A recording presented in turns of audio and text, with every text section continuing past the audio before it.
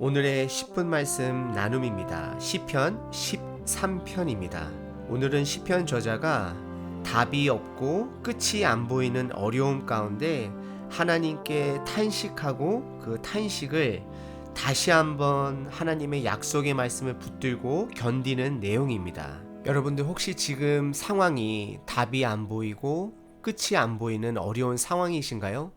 오늘 시편 저자를 통해서 여러분들의 모습을 비춰보시기를 바랍니다. 오늘 시편 저자는 첫 번째는 하나님께 너무나도 슬픈 탄식을 고백하고 있고요. 그 다음에 두 번째는 하나님께 호소하는 내용입니다. 하나님 도와주세요, 살려주세요라고 구원을 요청하고 호소하고 있는 내용이고요. 그리고 마지막은 시편 저자가 확신을 갖고 다시금 하나님 말씀을 붙드는 내용입니다.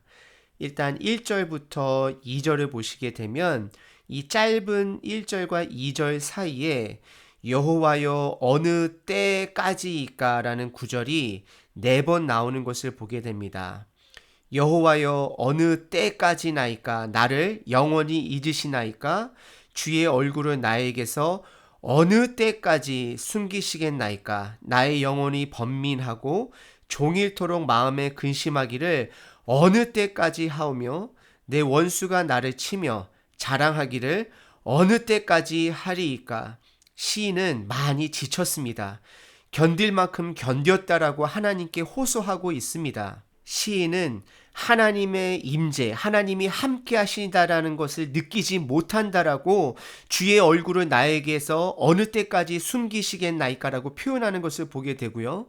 그리고 그동안 본인이 믿어왔던 믿음조차도 나의 영혼이 번민하고 종일토록 마음에 근심하기를 어느 때까지 하오며 내가 하나님을 믿고 살아가지만 이것도 정말로 이제는 흔들립니다라고 고백하고 있습니다. 그리고 원수들이 나를 치고 나를 치면서 그들이 승승장구하면서 나는 하나님의 사람이 아니고 본인들은 하나님의 사람이라고 자랑하기를 어느 때까지 해야 되냐고, 내가 그거를 어느 때까지 지켜봐야 되는 거냐고 하나님께 호소하고 탄식하는 내용입니다. 여기서 저희들이 알 수 있는 것은 시인이 견딜 만큼 견뎠고 너무나도 힘들다라고 하나님께 탄식하고 있는 것입니다. 근데 분명한 것은 이 탄식 가운데서도 하나님 안에서 하나님께 그 탄식을 고하고 있다라는 것입니다. 그리고 3절부터 4절까지는요. 하나님께 살려달라고 호소하고 도움을 요청하는 내용입니다. 3절에 보시게 되면 여호와 내 하나님이여 나의 하나님이여 나를 생각하사 응답하시고 나의 눈을 밝히소서. 나의 하나님, 내가 경험한 하나님, 이제는 나를 생각해 주시고 내가 하나님께 기도한 것을 응답하셔서 나의 눈을 밝혀 주시옵소서라고 고백하고 있습니다. 아마도 시인은 육체적인 것과 영적인 것이 많이 쇠약해진 것을 보게 됩니다. 육신으로도 많이 쇠약해진 것을 볼 수 있고 또 영적으로도 너무나도 어두워서 하나님께 나의 눈을 밝혀달라고 말하고 있습니다. 그러면서 두렵건대 두 번 나오게 되는데요. 내가 사망의 잠을 잘까 하오며 너무나도 무서워서 본인이 이제는 죽을 것 같다라고 고백하고 있고요.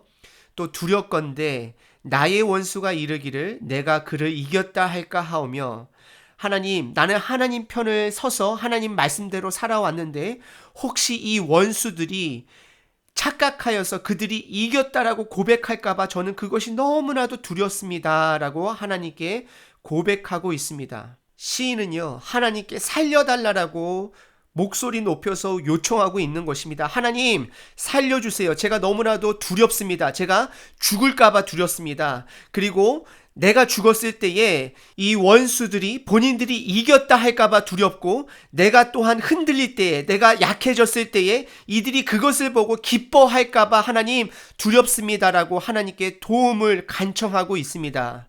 하지만 5절하고 6절을 보시게 되면 시인의 결단이 나옵니다. 시인이 다시 한번 붙드름이 나옵니다.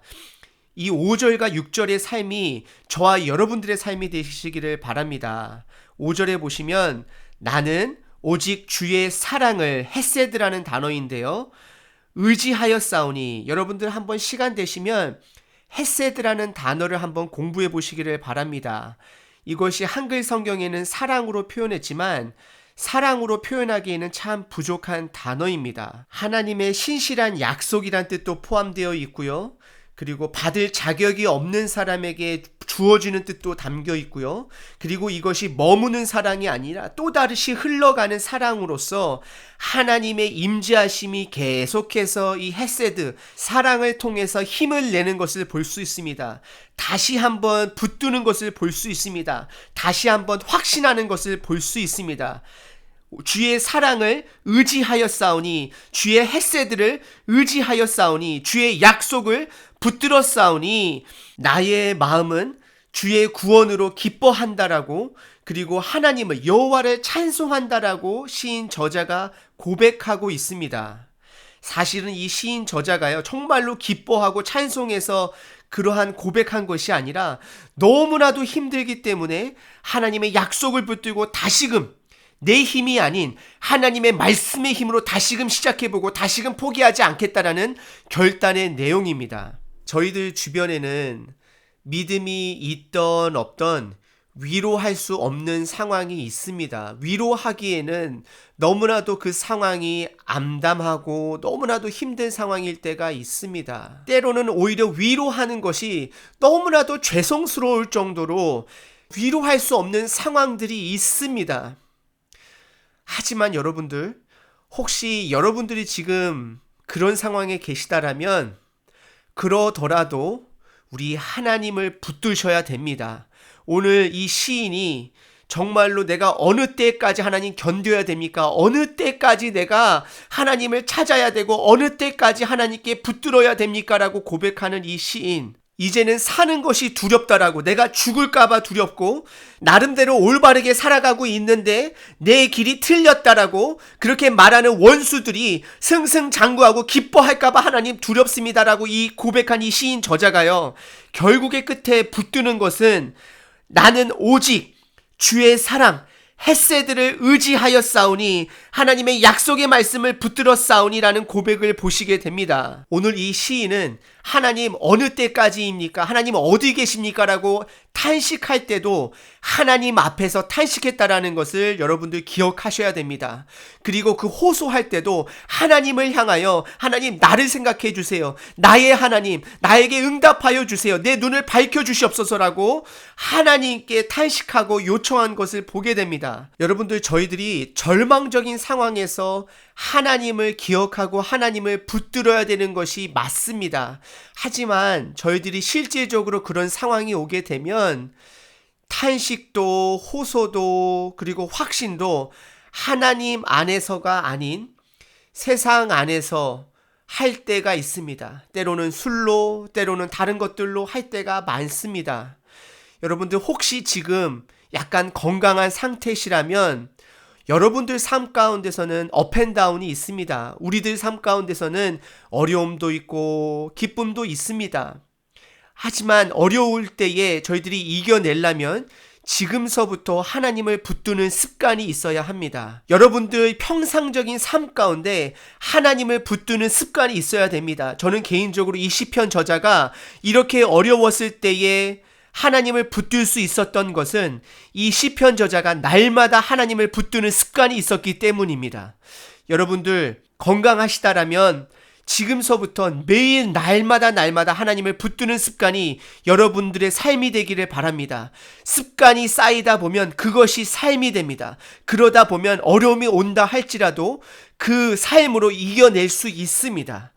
여러분들, 오늘 하루도 지금 말씀을 붙드시는 것처럼 끝까지 하루하루 매일매일 하나님 말씀을 붙드시며 여러분 삶 가운데 어려움이 있던 기쁨이 있던 항상 하나님을 붙드시는 여러분 되시기를 축원드립니다.